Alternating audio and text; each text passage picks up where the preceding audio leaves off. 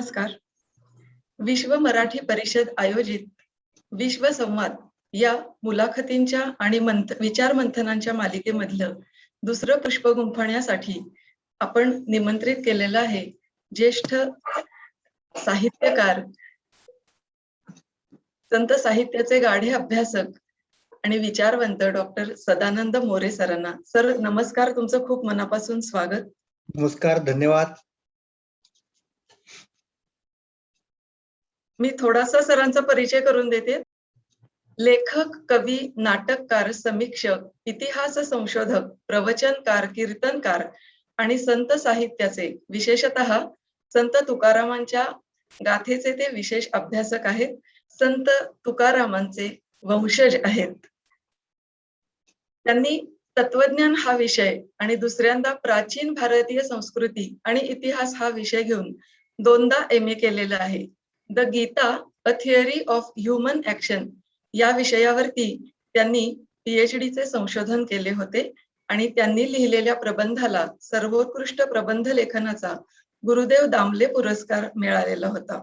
आपण थेट आता प्रश्नोत्तरांकडे वळूया. सर, भारतीय संस्कृती ही आदिवैदिक काळातल्या ऋषीमुनींच्या तत्वशील आचार, विचार, चिंतन आणि अनुभव यातून ताऊन सुलाखून निर्माण झालेली जीवन संहिता आहे असं म्हटलं जातं. शाश्वत मूल्यांवर आधारलेली आणि सर्वसमावेशक, त्याचप्रमाणे कालातीत अशी सिद्ध झालेली अशी आपली संस्कृती आहे. तर संस्कृती म्हणजे नेमकं काय? म्हणजे फक्त जीवन पद्धती, उत्सव, सण समारंभ, भाषा यालाच संस्कृती म्हणायचं, की याच्या पेक्षाही पलीकडे जाऊन संस्कृती म्हणजे काय असते? असं की संस्कृती या शब्दाची व्याप्ती फार मोठी आहे. म्हणजे आता हे अँथ्रोपोलॉजीचे लोक वगैरे जो अभ्यास करतात त्याच्यातनं आपल्याला असं दिसतं की ज्यांना आपण आदिम किंवा आदिवासी समूह म्हणतो ती पण संस्कृती असते. तेव्हा विश्वाच्या पाठीवरती अनेक संस्कृती आहेत. प्रत्येक संस्कृतीची काही एक वैशिष्ट्ये असतात आणि ती संस्कृती त्या लोकांच्या जीवन व्यवहारातून सिद्ध झालेली असते. त्याच्यामध्ये भौतिक एक आस्पेक्ट असतो, वैचारिक आस्पेक्ट असतो. म्हणजे शेवटी संस्कृती सुद्धा कुठेतरी जीवन व्यवहारातून, की ज्या जीवन व्यवहारामध्ये काही संघर्ष सुद्धा असतो, निसर्गाशी संघर्ष असतो, इतर समूहांशी संघर्ष असतो, अंतर्गत सुद्धा संघर्ष असतो अनेक वेळेला. तर यातनं सगळ्यातनं ती साकार होत असते. आणि असं जर असेल तर एक काही प्रमाणामध्ये एक कल्चरल रिलेटिव्हिझम नावाचा एक सिद्धांत आहे की अशी तुलना शक्यतो करू नये की आमची संस्कृती श्रेष्ठ बाकीच्यांची कनिष्ठ, असं काही नसतं. त्या लोकांना जगण्यासाठी जी एक रीत ते तयार करतात, जी शैली तयार करतात, तिला आपण संस्कृती म्हणतो. आणि कुठलीही संस्कृती अशी इतर संस्कृतीपासून अलग नसते.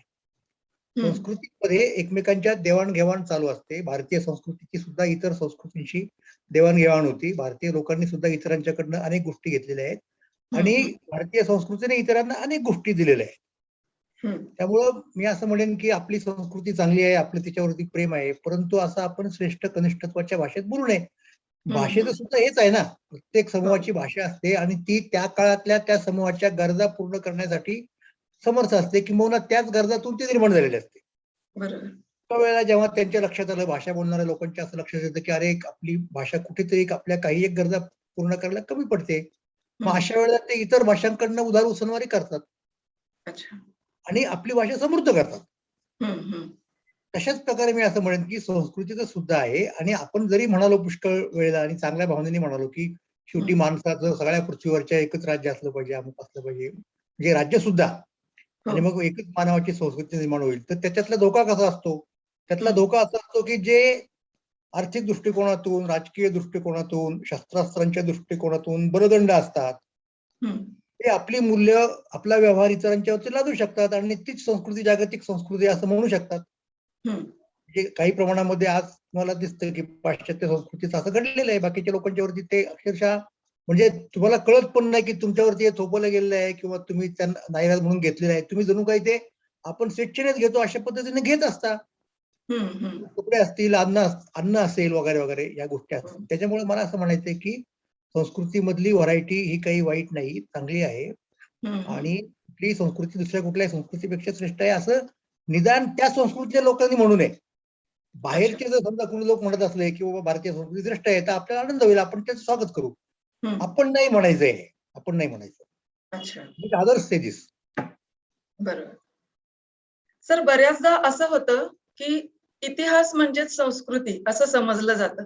तर इतिहास आणि संस्कृती या दोन्हीमध्ये काय नेमका फरक आहे? नाही, लक्षात घ्या, आता आपल्याकडे जी संस्कृती आज आपण आता जे सध्या या घटकेला ज्या संस्कृतीमध्ये वावरतो, या घटकेला, ती संस्कृती इतिहासातून घडत आलेली आहे.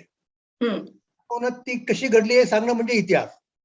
प्रत्येक कुठलेही घटित जे असतं सामाजिक, ते इतिहासामध्ये घडत असतं. त्यामुळं त्या सगळ्या संस्कृतीचा इतिहास आपल्याला स्वतंत्रपणे लिहिता येतो आणि अशा अनेक पुस्तकं आपल्याला दिसतील. भारतीय संस्कृतीचा इतिहास, आणखी कुठल्या संस्कृतीचा इतिहास. त्यामुळे इतिहास आणि संस्कृती याच्यामध्ये निश्चितपणे भेद आहे. इतिहास ही एक ज्ञानशाखा आहे. त्या ज्ञानशाखेमध्ये संस्कृती हा सगळ्यात मोठा विषय येतो, असा त्याचा अर्थ आहे. अच्छा. परिवर्तन हे अविभाज्य असतं आणि भारतीय संस्कृती समन्वयकारक आहे, समन्वयवादी आहे असं म्हणताना ख्रिश्चन मुस्लिम धर्मसंस्कृतीपेक्षा भारतीय धर्मसंस्कृती वेगळी आहे. तर हे आपल्याला कसं सिद्ध करता येईल? नाही, पहिली गोष्ट मी अशी सांगेन तुम्हाला की तुम्ही ज्यांची नावं घेतली, धर्म म्हणून त्यांची एक विशिष्ट प्रकारची जीवनशैली आहे. आणि असं नाही की ख्रिश्चनांची एकच संस्कृती असते सगळीकडे, असं नाही की मुसलमानांची एकच संस्कृती असते सगळीकडे, नाही. तुर्कस्तानच्या मुसलमानांची कल्चर वेगळी आहे, अरबस्तानच्या मुसलमानांची कल्चर वेगळी आहे. मध्य आशियातल्या म्हणजे काल परवापर्यंत जे रशियामध्ये होते त्या राष्ट्रांमधल्या मुसलमानांची संस्कृती वेगळी आहे, की जिचा धर्म हा एक भाग आहे. मुळात संस्कृती हा शब्द अधिक व्यापक आहे, की जिचा धर्म हा एक भाग आहे. त्यामुळे तुम्ही जेव्हा धार्मिक संस्कृती म्हणता तेव्हा तुम्ही अख्ख्या संस्कृतीमधल्या फक्त एकच गोष्ट घेऊन पुढे येता. हा त्यातला मुद्दा आहे. म्हणजे आता आपण भारतीय संस्कृती जेव्हा म्हणतो त्या भारतीय संस्कृतीमध्ये उदाहरणार्थ वैदिक धर्माची एक संस्कृती आहे, शमनांची एकूण एक संस्कृती आहे, त्याच्या अंतर्गत परत तुम्हाला असं दिसेल की बौद्धांची एक संस्कृती असू शकते, जैनांची एक संस्कृती असू शकते. पण याच्यापेक्षा संस्कृती नावाची गोष्ट वेगळी आहे. संस्कृतीमध्ये या सगळ्या गोष्टी येतात. धर्म हे संस्कृतीचं एक अंग आहे. जरी ते महत्वाचं असलं, पुष्कळ वेळा डॉमिनंट असलं, पुष्कळ वेळा प्रभावी असलं, तरी सुद्धा धर्म म्हणजे संस्कृती नव्हे. आणि त्यामुळं एकाच संस्कृतीमध्ये एकापेक्षा अधिक धर्म असलेले तुम्हाला दिसतात, किंवा एकच धर्म अनेक संस्कृतीतल्या लोकांनी उचललेला दिसतो आणि आपापल्या संस्कृतीप्रमाणे त्याला एक वेगळा रंग दिल्याचं दिसून येतं. जसं इराण मधले शिया मुसलमानांची संस्कृती निश्चितपणे इकडच्या अरबस्तान मधल्या किंवा तुर्कस्तान मधल्या, अफगाणिस्तान मधल्या मुसलमानांच्या संस्कृतीपेक्षा वेगळी आहे. हे आपल्याला निश्चित दिसतं. म्हणजे साधा मुद्दा त्याच्यातला असा आहे की ज्या वेळेला अरबस्तानातल्या वगैरे इकडच्या तिकडच्या मुसलमानांनी इराण जिंकलं, तेव्हा इराण हे एक अत्यंत सुसंस्कृत राष्ट्र होतं. स्वतःची संस्कृती होती आणि ती केव्हापासूनची होती? ग्रीक आणि इराणचे लोक, ग्रीस आणि इराण यांच्यामध्ये कितीतरी वर्ष संघर्ष होता. आपण बघतो थर्मापिलीची लढाई, मग तो दरायस राजा इत्यादी इत्यादी गोष्टी आपण बघतो. तर त्या सगळ्या इराणच्या लोकांच्या मध्ये होत्या ना. त्यांची भाषा समृद्ध होती, पर्शियन भाषा समृद्ध होती. मग ज्या वेळेला त्यांनी इस्लामचा स्वीकार केला अरबांच्या वगैरे माध्यमातून, त्यावेळेला त्यांनी ते सगळं सोडलेलं नाहीये. त्यांनी शहानामा तसाच ठेवला की नाही, हा आमच्या कल्चरचा भाग आहे. अच्छा. तर ही आपण गोष्ट समजून घेतली पाहिजे. त्याच्यामुळे धर्म आणि संस्कृती यांचं एकीकरण करता कामा नये आपण. भारतीय संस्कृतीच्या बाबतीत जाती व्यवस्था हा तिचा आज देखील महत्वाचा ठरणारा असा पैलू आहे. जे आपण गमतीनं म्हणतो की जी जात नाही ती जात. तर ही परंपरेनं आलेली एक बाब आहे, म्हणून ती चालू ठेवावी, की तुम्ही जातीयवादाकडे कसं पाहता? ती चालू ठेवायचं कुणीच म्हणत नाही. कुणी म्हटले? उघडपणे तर म्हणतच नाही कुणी. नाही, उघडपणे नाही, पण आज आपण पाहिलं तर प्रत्येक समाज, प्रत्येक जातीचा. मग मी तुम्हाला असं सांगेन की आपल्याला पहिल्यांदा जाती व्यवस्थेचं, जातीचं स्वरूप काय आहे हे समजून घेतलं पाहिजे. ते आपण घेत नाही आणि ती वाईट आहे असं एक जजमेंट एकदा दिलं की आपण बस ती कशी घालवायची याच्यात मागं लागतो ना. असं किती गोष्ट घडतंय. मुळात जाती व्यवस्था ही भारताची, इथल्या लोकांची एक उत्पादन व्यवस्था होती, अर्थव्यवस्था होती. हे जोपर्यंत आपण तिचं भौतिक स्वरूप नीट समजून घेत नाही तोपर्यंत आपल्याला जातीबद्दल काही विशेष करता यायचं नाही. तर इथंच नेमकी अनेकांची गल्लत होते आणि जे जातीच्या आयडिओलॉजिकल भागाकडे जास्त लक्ष देतात आणि मग ती तुम्हाला वाईट दिसू लागते आणि मग तुम्ही तिला ठोकत बसता, परंतु ती होते तिथेच राहते. तुम्हाला एक कल्पना आहे का, आता अजगरासारखा एक सर्प असतो, कातडी खूप जाड असते आणि ती मारण्यासाठी जर तुम्ही त्याच्या अंगावरती काठी मारली समजा उदाहरणार्थ, काही परिणाम होत नाही. ती अशी काठीच वरती येते, म्हणजे उसळते उलट त्याच्यातनं. तसं ते जातीचं झालेलं आहे. तेव्हा जाती व्यवस्था ही इथल्या समाजाची अर्थव्यवस्था आणि उत्पादन व्यवस्था होती, हे पहिल्यांदा आपण समजून घेतलं पाहिजे. भारतामधल्या म्हणजे आता उदाहरणार्थ ज्या वेळेला मार्क्सने विचार मांडले भारतासंबंधीचे, त्याच्यात त्यांनी कुठेतरी उल्लेख केले जातीची व्यवस्था, परंतु ते मार्क्सच्या पासून फार लांबची गोष्ट होती. त्यामुळे त्याला त्याचं संपूर्ण स्वरूप आकलन होण्याचे काही कारणच नव्हतं, किंबहुना त्याचा तो पूर्णतः अभ्यासाचा विषयच नव्हता. नंतरच्या काळामध्ये भारतातल्या मार्क्सवाद्यांनी जातीला आयडिओलॉजीचा भाग मानलं बऱ्यापैकी, त्यातली भौतिक व्यवस्था समजून नाही घेतली आणि ते युरोपमधलं जे मॉडेल दिलं इतिहासाचं मार्क्सने, त्याच रिपिटेशन करत बसले, त्याच पद्धतीने भारताच्या इतिहासात अर्थ लावत बसले. त्यामुळे ती एक फार मोठी चूक झाली आणि त्याच्यामुळे त्यांच्याकडे एवढी सगळी निष्ठा, एवढे कष्ट करण्याची तयारी वगैरे वगैरे, एवढी बुद्धिमत्ता असून ते वाया गेले. त्यामुळे पहिल्यांदा आपण हे समजून घेतलं पाहिजे की जाती व्यवस्था ही या समाजाची अर्थव्यवस्था आणि उत्पादन व्यवस्था राहिलेली आहे. आता मी कशावरनं म्हणतोय, कुठलीही जात घ्या, त्या जातीचा कुठला तरी एक व्यवसाय असतो किंवा एखादी सेवा असते. बिन व्यवसायाची किंवा बिन सेवेची तुम्हाला जात दिसते का? किंवा जात ही काही लक्झरी नव्हती.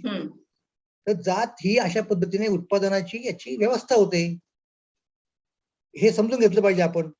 आणि मग त्यामुळे कसं होतं माहितीये का, की प्रत्येक जातीचा एक व्यवसाय आहे. मग तुम्हाला जर जात मोडायची असेल तर तुम्हाला त्या जातीच्या लोकांच्या व्यवसायाची काय व्यवस्था लावायची हे पाहिलं पाहिजे. बरोबर. मग आहे ती उत्पादन व्यवस्था पूर्ण तशीच ठेवायची आणि त्याच्यातून जाती व्यवस्था संपवायची, हे शक्य झालं नाही पूर्वीच्या काळात. त्यामुळे याच्या अगोदर सुद्धा ज्या ज्या लोकांनी जातीच्या विरुद्ध हे केलं, काय म्हणत त्याला, लढाया वगैरे केल्या, त्यांनी अशाच प्रकारे केलेल्या आहेत. त्यांनी त्या जाती मोडलेल्या नाहीयेत, लक्षात घ्या. कुठलीही जात दुसऱ्या कुठल्याही जातीपेक्षा श्रेष्ठ नसते, सगळ्या जाती समान असतात, ही सगळ्यांची भूमिका राहिलेली आहे. त्याचं कारण असं माहितीये का, की पूर्वीच्या काळामध्ये जाती व्यवस्था मोडणं म्हणजे पर्यायी उत्पादन व्यवस्था देणं हे कुणालाही शक्य नव्हतं. ते शक्य कधी झालं असतं किंवा झालं प्रत्यक्षामध्ये, ज्यावेळेला दुसरी एखादी पर्यायी व्यवस्था तुमच्या मधूनच विकसित झाली किंवा दुसऱ्या कुणीतरी तुमच्यावरती लादली किंवा तुमच्यात रुजवली, लादली म्हणण्यापेक्षा, तेव्हा ते शक्य झालं असतं. आणि हे मग केव्हा शक्य झालं, ज्या वेळेला ब्रिटिश लोक भारतामध्ये आले. ते आले तेव्हा तिकडे इंडस्ट्रियल रिव्होल्युशन चालू होतं, एक वेगळ्या प्रकारची उत्पादन व्यवस्था तिथे येत होती, नवतंत्रज्ञान, नवीन प्रकारचे उद्योग, इथल्या जातीच्या साच्यामध्ये बसणं शक्य नव्हतं. अशा प्रकारे त्याच्यामध्ये आपोआपच जात मोडण्याची एक शक्यता निर्माण झाली, म्हणजे बाहेर आलेल्या गोष्टींच्या मुळे. मग लोक तिचा असाही विचार करायला लागले, कारण त्याच वेळेला तिकडनं तुम्हाला वेगळ्या प्रकारचं विज्ञान मिळालं, वेगळ्या प्रकारचं ज्ञान मिळालं, काही एक प्रकारची मूल्य तिकडनं आली आणि मग तुम्ही तसा विचार करायला लागला आणि मग तुमच्या लक्षात आलं की आयडिओलॉजिकली सुद्धा ही जात नावाची गोष्ट बरोबर नाही, मग काहीतरी करायला पाहिजे. आणि मग ती प्रक्रिया सुरू झाली हळूहळू. अच्छा. हा त्याच्यातला पहिल्यांदा भाग आहे, तो आपण समजून घेतला पाहिजे. अच्छा.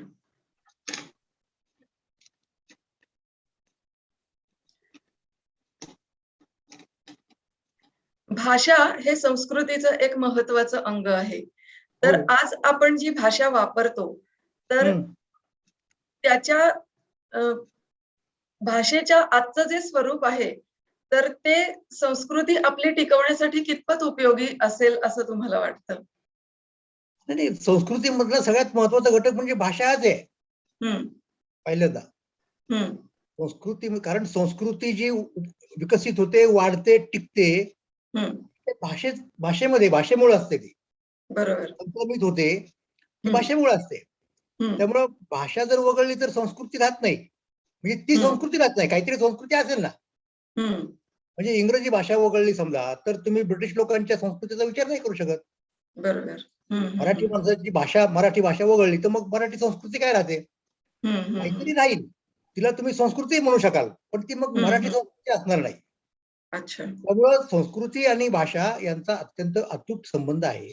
हम्म. म्हणालो मी की जसं धर्म हा एक संस्कृतीचा भाग आहे, पण भाषेच्या बाबतीत तसं नाही म्हणता येणार की भाषा हा काही नुसता भाग नाही संस्कृतीचा. संस्कृती ही भाषेमध्येच विकसित होते. कारण संस्कृतीमध्ये दोन जे अंग असतात का नाही, एक भौतिक अंग असतं, एक वैचारिक अंग असतं. तर वैचारिक अंग जे असतं ते भाषेतनं येतं ना पुढे. भाषेतनं त्याची निर्मिती होती, भाषेतनं ते आपण टिकवतो, भाषेतनं ते आपण संक्रमित करतो. त्यामुळे भाषा ही सगळ्यात महत्वाची आहे संस्कृतीच्या बाबतीत. पण आज आपण भाषेची मोडतोड होताना पाहतो, तर त्या मोडतोडीमुळे संस्कृती लयाला जाते आहे असं वाटतं का? नाही. आता ह्या दोन गोष्टींमध्ये फरक करायला पाहिजे. भाषा ही प्रवाही असावी लागते, प्रवाही असावी लागते. जी भाषा प्रवाही नसते ती टिकत नाही. आणि भाषेने प्रवाही असणं म्हणजे काय? ज्या समूहाची ती भाषा असते की नाही, त्या समूहाच्या गरजा, अभिव्यक्तीच्या गरजा, ज्ञाननिर्मितीच्या गरजा, ज्ञानाच्या संक्रमणाच्या गरजा जर त्या भाषेने भागवल्या तर ती भाषा टिकते, आणि या गरजा जर त्या भाषेला भागवता आला नाही तर ती भाषा संपते. त्यामुळे भाषेत त्याप्रमाणे तुम्हाला परिवर्तन घडवावं लागतं. आता त्यातली गंमत कशी असते, ज्या वेळेला हे अशा प्रकारच्या गरजा समाजाच्या काय म्हणतात त्याला वाजवीपेक्षा जास्त वाढतात, लक्षात घ्या, एकाएकी वाढतात. म्हणजे उदाहरणार्थ काही गरजा उत्पन्न व्हायला 50 वर्ष लागतात, असं आता एक गृहीत धरूयात, गृहितावरती बोलतो मी. त्या 50 वर्षाच्या गरजा जर 10 वर्षात निर्माण झाल्या नवीन, त्या गरजाची भागवणूक करण्यासाठीची साधनं तशीच 10 वर्षात निर्माण झाली, तर त्यांच्या बरोबरीने राहणं हे त्या भाषेला कदाचित जमत नसेल, जमणार नाही. जर त्या भाषेतल्या लोकांमध्ये तेवढी जिद्द नसेल, त्या भाषेतल्या लोकांच्या मध्ये तेवढे चांगले विद्वान लोक नसतील, तर मग त्या गरजा भागवण्यासाठी भाषेमध्ये नवीन शब्द निर्माण करणं, भाषेमध्ये अभिव्यक्तीच्या नवीन रचना निर्माण करणं, बाहेरच्याकडनं आलेलं ज्ञान त्या भाषेमधून भाषांतर वगैरे करून पुढे देणं, हे जर त्या भाषेला जमलं नाही तर मग काय होतं की त्या दुसऱ्या संस्कृतीमधनं आलेले शब्द, अभिव्यक्ती वगैरे त्या भाषेत घुसतात. अच्छा. आणि ते लोक घेतात, ते नैसर्गिकपणे घडतं. म्हणजे तुम्हाला तुमच्या गरजा वाढवायच्या आहेत, तुम्हाला गरजांची नवीन साधनं पाहिजे आहेत वाढवलेल्या गरजा भागवण्यासाठी, पण तुम्हाला भाषा तुमचीच इंटॅक्ट ठेवायची आहेत का? तुमच्याकडे तेवढी निर्मिती क्षमता, प्रतिभा भाषा वाढवायची, मग ती तर तुमच्याकडे नाही, ती तुम्ही वाढवत नाही. आणि मग अशा वेळेला बाहेरून जर काही शब्द आले, काही अभिव्यक्ती आल्या तर तुम्ही आरडाओरडा करत सुटता. ही आपली डुप्लिकेट पॉलिसी आहे लोकांची. अशा पद्धतीने काही होत नाही भाषेचा विकास वगैरे. अच्छा.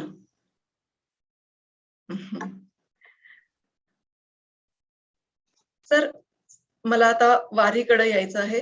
वारी हा आपला खूप मोठा सांस्कृतिक ठेवा आहे आणि वारकरी संप्रदायाने समाजाची वीण घट्ट ठेवण्याचं एक महत्वाचं काम त्या काळापासून केलेलं आहे.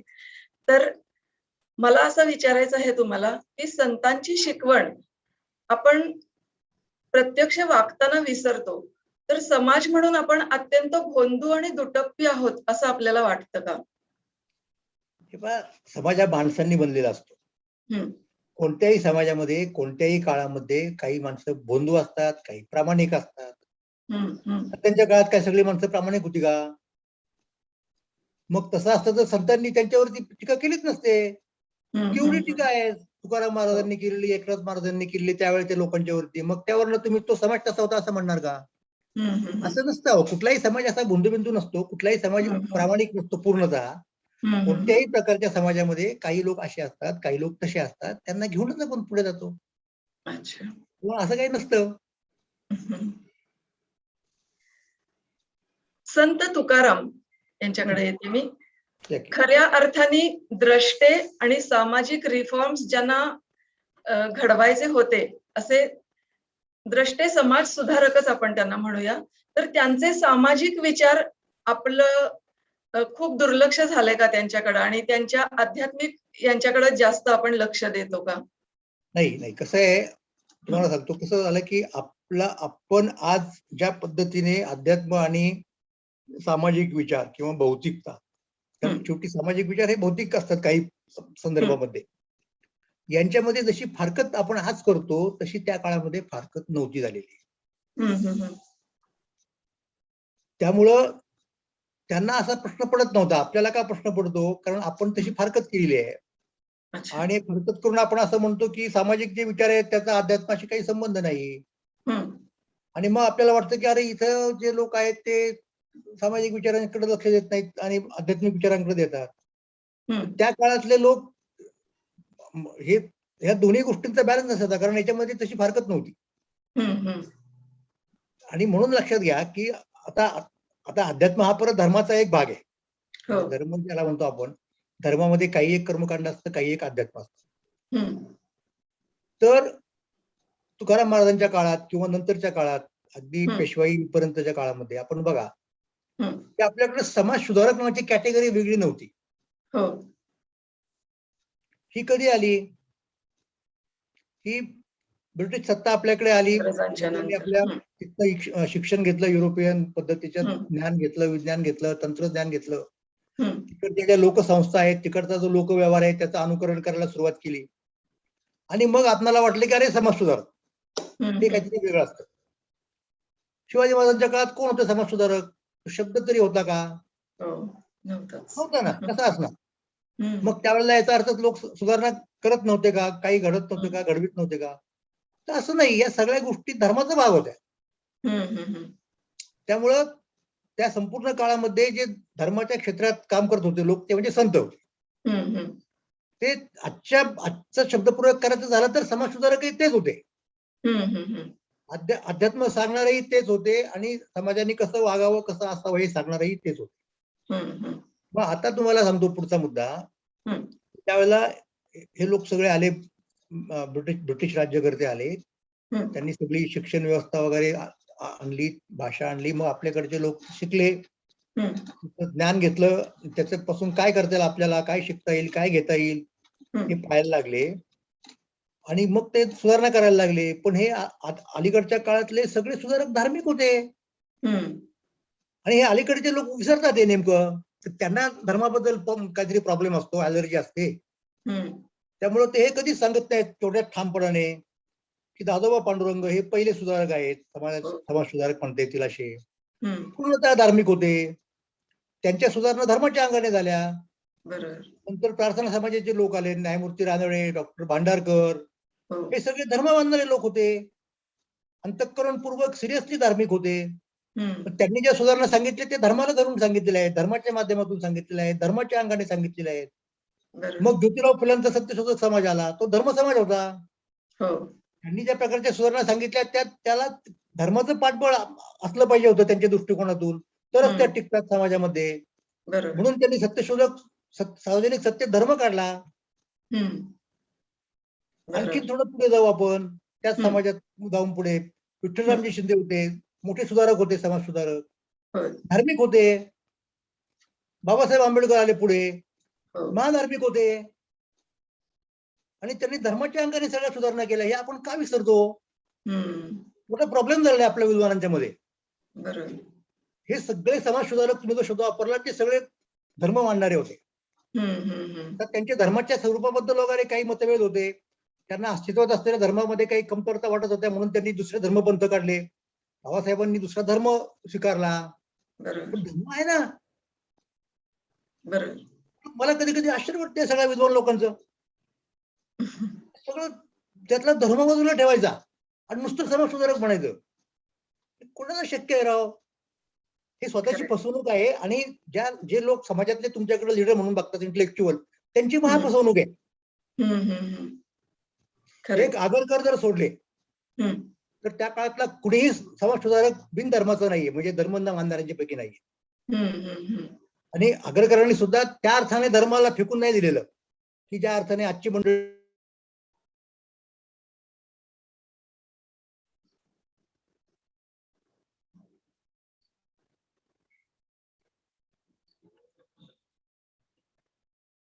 सर तुम्ही म्यूट झालाय,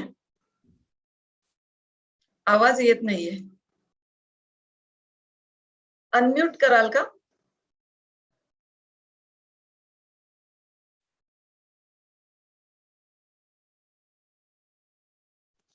झाला का आता? हा, आता येतोय. Okay okay.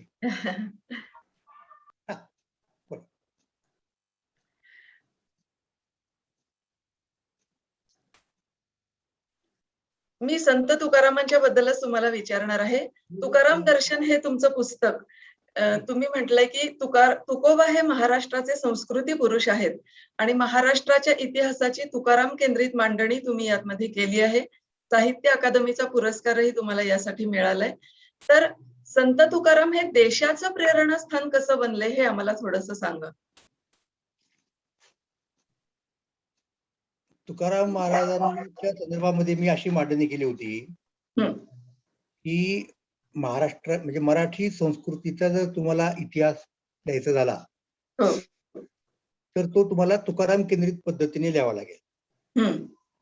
त्याचा काय अर्थ होता? त्याचा अर्थ असा होता की तुकाराम महाराजांच्या काळापासून तर आता काय महाराष्ट्रातल्या संस्कृतीवरती जास्तीत जास्त प्रभाव जर कोणाचा असेल तर तो तुकोबांचा आहे. बरोबर. त्यामुळे तुम्ही समजा संस्कृतीच्या इतिहासाच्या लेखनाची ही एक वेगळी पद्धत काढली की कोणत्या काळातल्या कोणत्या लोकांनी तुकाराम महाराजांना कोणत्या प्रमाणात कसं किती स्वीकारलं किंवा कोणत्या प्रमाणात कसं किती नाकारलं किंवा कोणत्या प्रमाणात कसं किती त्यांना दूर ठेवलं. 3 प्रश्न विचारत गेलो आपण प्रत्येक कालखंडामध्ये किंवा प्रत्येक महत्वाच्या व्यक्तीमध्ये महाराष्ट्रातल्या कर्तबगार वेगवेगळ्या क्षेत्रामधल्या, तर तुम्हाला आपोआप मराठी संस्कृतीचा इतिहास मिळेल. बरोबर. एवढं महत्व, एवढं कॉन्ट्रीब्युशन हे तुकोबांचं होतं. बरोबर. आणि ते मला असं वाटतं की माझ्या ग्रंथामध्ये मी व्यवस्थित पटवून दिलंय. हो सर, मी महाराष्ट्राच्या इतिहासाकडे येते. मराठ्यांचं 18व्या शतकातलं जे कर्तृत्व आहे तर ते मराठे देशभर पसरलेले होते आणि खरं पाहायला गेलं तर इंग्रजांनी मराठ्यांना पराभूत करून देशाची आपल्या सत्ता मिळवलेली आहे. तर हा जो आपला सगळा जो मराठ्यांचा इतिहास आहे तर तो वाचताना आपल्याला राजाराम शास्त्री भागवतांच्या बद्दल मला तुम्हाला विचारायचंय. तर त्यांच्याबद्दल खूप कमी लोकांना माहिती आहे.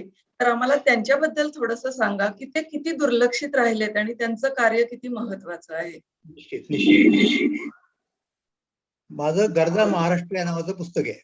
महाराष्ट्र राज्याचा हिरक महोत्सव साजरा झाला. हिरक महोत्सव म्हणायचं का त्याला? 60 नाही, सुवर्ण महोत्सव साजरा झाला. हिरक महोत्सव आता आहे. नाही, आता अमृत महोत्सव आहे. नाही, अमृत म्हणजे 75. लक्षात घ्या. परत तेवढ्यावरून घोटाळा करू नका. महाराष्ट्रात मोठा घोटाळा झालेला आहे. या शब्दावरनं महाराष्ट्रात रण माजलेले आहेत. काय करायचं? सुवर्ण महोत्सव म्हणजे 50, हिरक महोत्सव म्हणजे 60 आणि अमृत म्हणजे 75. आता जो आहे तो खरं म्हणजे 20 ते 21 या सालामधला तो महाराष्ट्राचा हिरक महोत्सव आहे. म्हणजे 60 वर्ष महाराष्ट्र होत आहेत. तर मी सुवर्ण महोत्सव वर्षामध्ये म्हणजे 50व्या वर्षामध्ये महाराष्ट्राच्या गरजा महाराष्ट्र हे पुस्तक लिहिलं. आणि त्याच्यामध्ये मी राजाराम शास्त्री भागवतांच्यावरती विपुल लिहिलेलं आहे. माझा आधार आहे खर तर. माझ्या स्वतःच्या इतिहास लेखनाचा एक महत्वाचा आधार म्हणजे राजाराम शास्त्री भागवत. आणि राजाराम शास्त्री भागवत हे त्या काळच्या लोकांना परवडत नव्हते, आजच्या लोकांना परवडणार नाहीत. बाजूला ठेवलं लोकांनी, गंभीरपणे घेतलं नाही. बाजूला ठेवलं म्हणजे काय केलं? दुर्लक्षित केलं. गंभीरपणे घेतलं नाही. कारण त्यांचं तुम्ही स्वीकारलं तर तुमच्या अनेक सिद्धांतामध्ये तुम्हाला प्रचंड उलथापालथ करावं लागेल आणि ती परवडणार नाही. परत झालं की परत पहिल्यापासून सुरुवात करायची. ह्या कोण मोकळे असा तो प्रॉब्लेम असतो. तर त्यांनी मराठ्यांसंबंधी 4 उद्गार नावाचे एक पुस्तक लिहिलं. छोटं पुस्तक आहे, पण ते प्रचंड पोटेन्शियल असलेलं पुस्तक आहे. आणि मग त्यांनी जे काही त्यात सांगितलं ते संस्कृतच्या अभिमानांना परवडण्यासारखं नव्हतं. ते स्वतःच्या जातीचा अतिरिक्त अभिमान असणाऱ्या ब्राह्मणांना परवडणारं नव्हतं. ते विनाकारण ब्राह्मणांना शिवाय घालीत बसणं हा यांचा कार्यक्रम आहे, त्यांनाही परवडणार नव्हतं. त्यामुळे सगळ्या लोकांनी त्यांना पद्धतशीरपणे बाजूला ठेवलं. तो मुद्दा आहे. तर तो त्यांचा सिद्धांत जो होता ना तो मुख्यत्वे करून भाषेवरती आधारित सिद्धांत आहे. महाराष्ट्र प्राकृत नावाची जी भाषा आहे, हो. त्या भाषेच्या आधारे जर आपण इतिहासाची रचना करायला, आणि भाषा इतिहासाचा भागाची तुम्ही भाषेसंबंधी एक प्रश्न विचारत होता, हो. तर तुमचा इतिहास तुम्हाला तुमच्या भाषेत सापडतो. तुमच्या भाषेतली क्रियापदं वगैरे वगैरे ज्या ज्या काही गोष्टी असतात, यातनं तुम्हाला तुमच्या पूर्वजांनी काय केलं हे लक्षात येतं. अशा प्रकारच्या भाषेला धरून इतिहास मांडण्याचा प्रयत्न एक इतिहासाचार्य विका राजवाडे यांनीही केला. पण ते त्यांच्याकडं जातीय पद्धतीने जरा जास्तच वाहत गेले ते, त्यामुळे त्यांनी खूप डिस्टॉर्ट केला इतिहास तो. त्याच्याबद्दलही मी गरजा महाराष्ट्रामध्ये लिहिलेले आहे. म्हणजे राजवाडे यांच्या थिअरीची पूर्ण चिकित्सा मी गरजा महाराष्ट्रामध्ये केलेली आहे. मुद्दा तो नाही.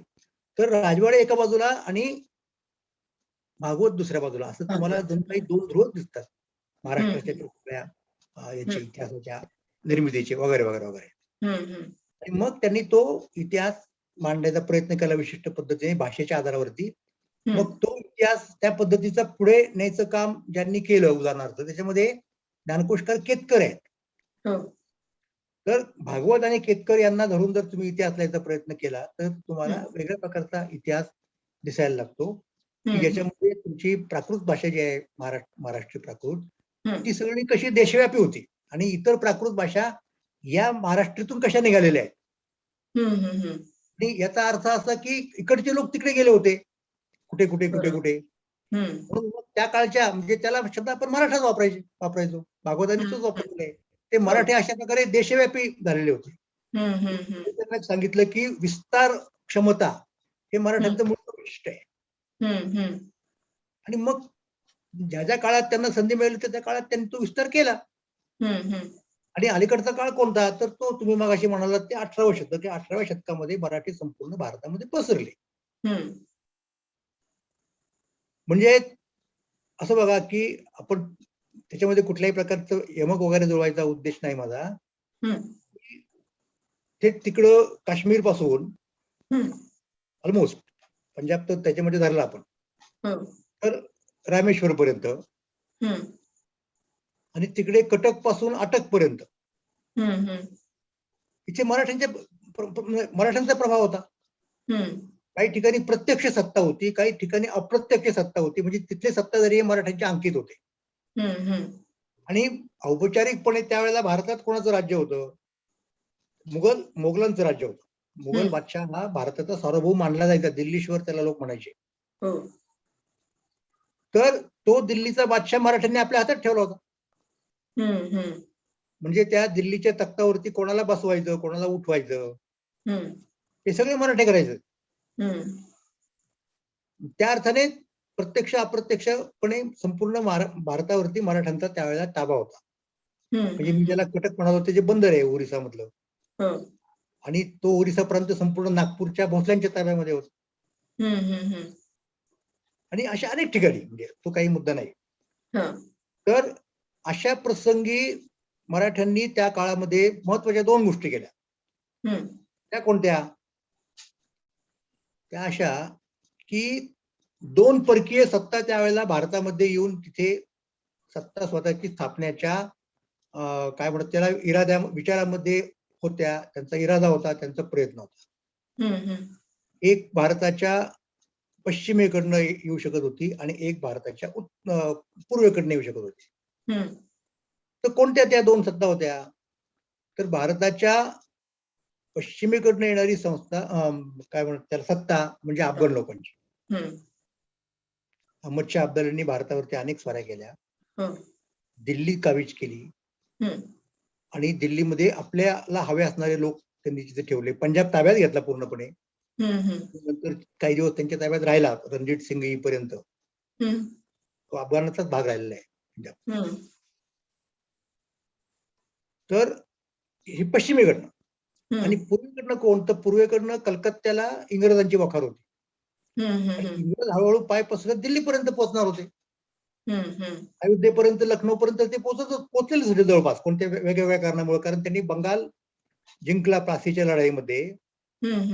बक्सरला एक लढाई झाली, त्याच्यात तो विजय आणखीन भक्कम झाला, शिक्कामोर्तब झालं त्याच्यावरती.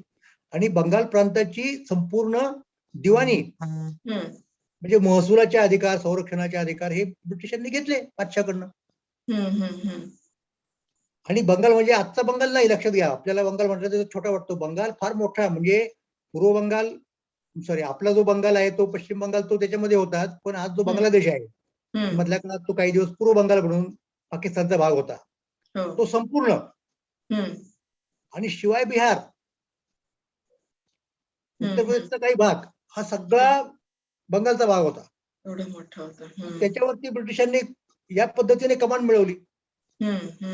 आणि ते आज ना उद्या त्यांचं उद्दिष्ट दिल्ली होतं. तिकडं अफगाणी लोकांचं उद्दिष्ट तेच होतं. अशा वेळेला या दोन्ही शत्रूंच्या पासून भारताचं रक्षण करण्याचं काम हे मराठ्यांनी केलेलं आहे. तर त्यातले अफगाणी लोकांचा बंदोबस्त त्यांनी पूर्वीच केला. पानिपतच्या लढाईत जरी मराठ्यांचा पराभव झाला तरी पानिपतच्या लढाईनंतर किंवा त्या लढाईमध्ये निश्चितपणे अफगाण लोकांना खात्री पटली की आपल्याला हे शक्य होणार नाही जोपर्यंत मराठा आहेत तोपर्यंत. म्हणून नंतर त्यांनी भारतावर स्वारी करण्याचं धाडस केलं नाही. भारतातले अनेक स्थानिक लोक, राजवाडे, वारंवार राजे त्यांना बोलत होते की परत या आणि जरा मराठ्यांची जिरवा. ते आले नाही परत. त्यामुळे ते मराठ्यांचं काम आहे पहिल्यांदा. म्हणजे कदाचित मराठे जर मध्ये नसते तर आज तुम्हाला तालिबान भारतातच दिसलं असतं ना. कशाला जायचं त्यासाठी काबूलला? एवढं महत्व आहे म्हणजे नाही. अशा पद्धतीने इतिहास बघतच नाहीत लोक. अहो, त्याची पण कारण आहेत. तो पुढचा मुद्दा झाला किंवा वेगळा मुद्दा झाला. आणि दुसरीकडं तिकडं लोक टपून होते. क्लाईव्ह नंतर हिस्टिंग झाला, कुठे राजनीती निपुण लोक होते, तर त्यांना कुणी शह दिला? बादशाह त्यांच्याकडे गेलाच होता ऑलरेडी आश्रयासाठी एक. आणि ते त्या बादशाला येऊन दिल्लीत येऊन त्याला प्रस्थापित करणार होते त्या बादशाहीच्या मोगलांच्या अंतर्गत कौटुंबिक कलहामध्ये. अशा वेळेला मराठ्यांनी दिल्ली ताब्यात घेतली ऑलमोस्ट, आणि त्या बादशाला इस्टिंगच्या तावडीतून सोडवलं. तो जिथे कुठे होता, लखनौला वगैरे, अयोध्येला जिथे कुठे असेल तिथं, तो बादशाह काही नाही करू शकले इंग्रज. त्याला घेऊन आले महाजी शिंदे. मथुरेत काही दिवस छावणी लावली आणि भारताचा कारभार कित्येक दिवस मथुरेतून पाहिला जात होता, शिंद्यांच्या छावणीमधून. पिटी काही महाराष्ट्रातल्या इतिहासाच्या लोकांना याचं देणं घेणं नाही, काय नाही, काय नाही. नको तिथे जातीय वाद आणतात. सर, मनात असा माझा प्रश्न आला. सांगतो. आणि मग त्या बादशाला तिथे स्थापित केलं, त्याचं रक्षण केलं. मधल्या काळात परत एकदा हे पठाण मंडळी जी होती अफगाणिस्तानात, रोहिले म्हणतो आपण त्यांना, नजीब खान रोहिला होता ना अब्दालीच्या बरोबर, त्याच्यामुळे शक्य झाला विजय हा त्याचा. पोरगा जावेद खान वगैरे वगैरे, त्याच्यानंतर नातू. तर त्यांनी त्या बादशाचे फार हाल करून टाकले, डोळे काढले, विटंबना केली, पैसे लुटले. तर त्या सगळ्या लोकांचा बंदोबस्त महाजींनी केला, मराठ्यांनी केला. मग पुढे लोक होते तिथे, सेनानी होते, मुत्सद्दी होते. खरं राजकारण ते आहे ना, बरोबर, दिल्लीचं. खरं. आता इकडं नाना फडणवीसांनी वगैरे पुण्यात राहून इंग्रजांचा इथल्या मुंबईकरांचा काय करायचं तो केला होता सामना, पण ते फार लहान होतं त्यांच्या मनाने, दिल्लीच्या राजकारणाच्या मनाने. खरं राजकारण दिल्ली आणि कलकत्त्याचं राजकारण, मुंबईचं राजकारण हे खरं राजकारण नाही. म्हणजे त्या मनाने क्षुल्लक येते, त्या मनाने क्षुल्लक येते. तर त्या महाजीला आपण कधीच केंद्रस्थानी आणलं नाही इतिहासामध्ये. तर म्हणून अशा प्रकारे मराठ्यांचं कॉन्ट्रीब्युशन इतिहासामध्ये हे आहे 18व्या शतकामध्ये. देश संपूर्ण ताब्यात घेतला, प्रत्यक्ष अप्रत्यक्ष नियंत्रण ठेवलं. आणि या दोन परकीय सत्तांना, म्हणजे ते जर आपण नसतो तिथे तर कदाचित मग भांडणं कोणाची झाली असती? अफगाणांची आणि इंग्रजांची झाली असती. काबूल विरुद्ध कलकत्ता कसं झाला असता इतिहास? कसा झाला असता? काबूल विरुद्ध कलकत्ता असं झालं. आणि ते मराठ्यांमुळे थांबलं, पहिली गोष्ट अशी. आणि दुसरी गोष्ट अशी की इंग्रज आज ना उद्या परत यायचे होते, तो वेगळा मुद्दा आहे, त्याची कारण वेगळी आहेत. पण त्यांना 30, 40, 50 वर्ष थोपवलं ना मराठ्यांनी. हे मराठ्यांचं कर्तृत्व 18व्या शतकामधलं आहे. 18व्या शतक हे मराठ्यांचं शतक आहे. बरोबर. सर, इतका दैदिप्यमान इतिहास असणारा हा मराठा समाज आज आपल्याला आरक्षणासाठी अगतिक झालेला का दिसून येतो? याची काय कारण असतील? नाही, तो अगतिक झालाच ना. हम्म. मी त्याची खूप मीमांसा केली आहे. अजूनही तुम्ही माझे काही व्हिडिओ वगैरे बघू शकाल युट्यूबवरचे वगैरे. त्या सगळ्या काळामध्ये मी मराठ्यांचा इतिहास, मराठ्यांची सद्यस्थिती, काय झालं, कसं झालं, हे सगळं मांडलेलं आहे व्यवस्थित. तर त्याच्यात तुम्ही म्हणत असाल तर मी ते रिपीट करीन. मला काही प्रॉब्लेम नाही. पण मला असं वाटतं की ते नको. अच्छा, बरं. सर, मी तुमच्या पुढच्या पुस्तकाकडे येते.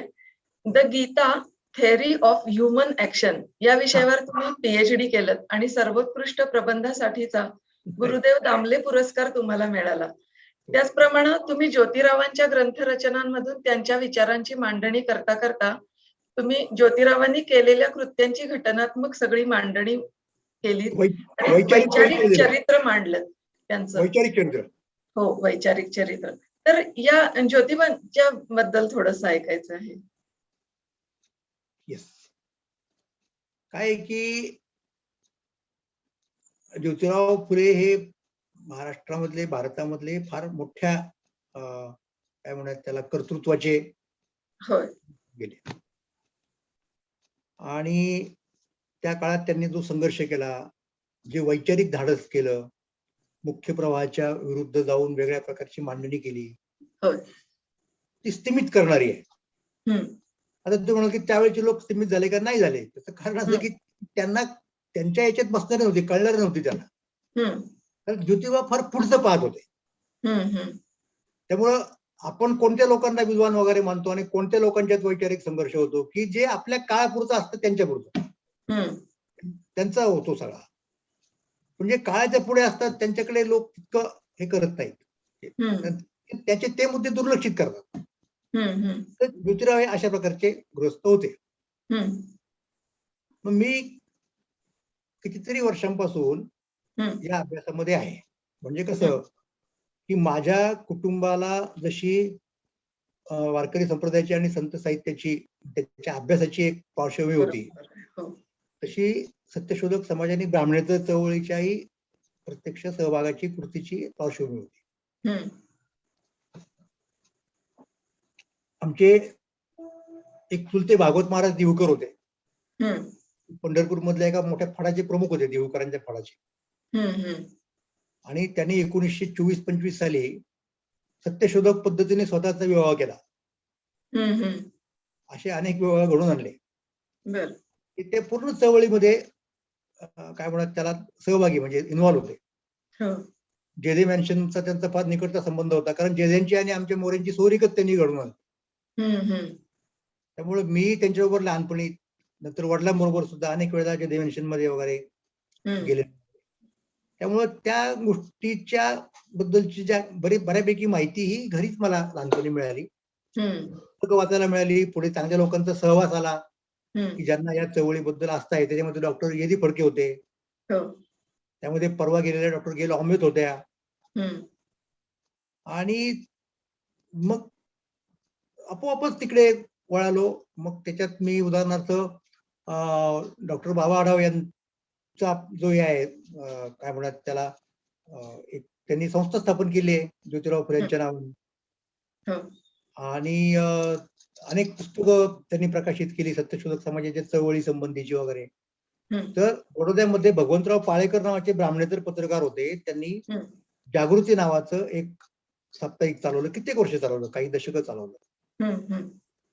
त्या जागृतीच्या निवडक लेखांचं संपादन करून ते छापायचं, असं मला बाबा आढावांनी सांगितलं. त्याप्रमाणे मी ते काम केलं व्यवस्थित. त्यातनं हा माझा अधिक चांगला अभ्यास पुढे होत गेला, तपशीलवार अभ्यास होत गेला. अनेक ठिकाणी लिहिलं, अनेक ठिकाणी बोललो. ज्योतिरावांच्या आयुष्यातले काही पैलू लक्षात आले, ते वेगळे ते मांडले त्याच्यामध्ये वेगळ्या. आणि शेवटी आता झालं असं की आपल्याकडे बार्टी नावाची जी संस्था आहे, सरकारची आहे, आंबेडकरांच्या नावानं ती सुरू झालेली. तिथल्या लोकांनी असं ठरवलं, ते डॉक्टर डी.आर. परिहार नावाचे मोठे सनदी अधिकारी होते, मॅनेजिंग डायरेक्टर त्या सगळ्या संस्थेचे मुख्य संचालक. आणि त्यांनी मला सांगितलं की आपल्याला ज्योतिरावांच्या वाङ्मयाचं प्रकाशन करायचं आहे समग्र, की जे पूर्वी छापलं गेलं होतं. डॉक्टर मालशे, कीर, नंतरच्या काळात आपले हरिंद्रके यांनी चांगलं काम केलं. ते त्याची एक वेगळी संगती लावायची आपल्याला. हे सगळे ग्रंथ कसे निर्माण झाले, त्यांचा परस्परांशी काय संबंध आहे, अगोदरचा कोणता मग नंतरचा कोणता, तो का लिहावा असं वाटलं फुल्यांना. दीर्घ प्रस्तावना 100-1 पानाची माझी झाली. आणि ते लिहिल्यानंतर माझ्या असं लक्षात आलं की अरे याच्यात आपण महात्मा फुल्यांचं वैचारिक चरित्रच उलगडलेलं आहे. मग ते स्वतंत्रपणे छापलं गेलं की महात्मा ज्योतिराव फुले यांचे वैचारिक चरित्र. एक सिलेक्शन केलं त्या सगळ्या, तो प्रकार झाला बार्टीचा. मग निवडक फुले वाङ्मय मी संपादित केलं आणि विद्रोहाचे व्याकरण म्हणून ते सुद्धा सकाळने प्रकाशित केलं. अशा प्रकारे फुल्यांच्या आणि माझी पर्यंत, आणि हे दाखवून का दिलं मग, अशी मी जे म्हणालो तुम्हाला, येस, धर्माच्या संदर्भातली गोष्ट आहे की ते जेन्युअनली धार्मिक ज्याला म्हणतो आपण तसे होते. आणि त्यांच्यावरती वारकरी संप्रदायाचा आणि विशेषतः तुकाराम महाराजांचा प्रचंड प्रभाव होता, व्यक्तिशः फुल्यांच्यावरती आणि नंतर फुल्यांच्या सत्यशोधक समाजावरती, त्याच्याही पूर्वी प्रार्थना समाजावरती. म्हणजे या 2 समाजांच्यासाठी तुकाराम महाराज हे फ्रेंड, फिलॉसॉफर आणि गाईड होते. त्यांना बघून या समाजांचा तुम्ही अभ्यास करू शकत नाही किंवा काहीच करू शकत नाही.